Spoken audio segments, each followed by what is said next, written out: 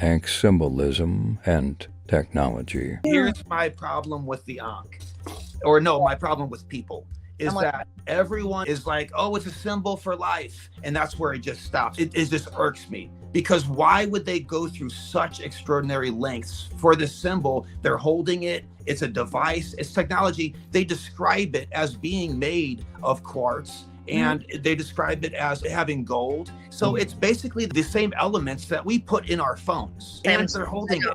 Yep. Meanwhile, they want to run with it and say, oh, it's just a symbol for life. And I'm like, what is life? I think that, like a telephone, like we're doing right now, that the technology was used to communicate, but instead of from human to human across a great distance, and I'm not saying it wasn't that, I think they were communicating with beings on these DMT entities, these ether creatures, whatever it is. I think they were communicating with the other side. And I think that not only because of the tech they used to do so, but because that's what they said they did with it. Yes, I agree. I think you also say things can have more than one meaning, right? I think I think it was an actual device that somehow harnessed plasma, or okay, so you know how like you make bubbles with the bubble thing?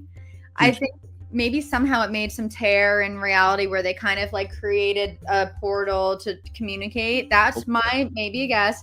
But I also think the Ankh symbolizes, so there's a cross, obviously, which is like the body or whatever. I think the Ankh, because it's open at the top, symbolizes how your consciousness can travel in and out of your body. So it's like the person, if I'm standing like this, and then it's the opening for your consciousness to travel to these other realities. So yes, I think it symbolizes literal other consciousness communication. Right. So yeah, I completely agree with that.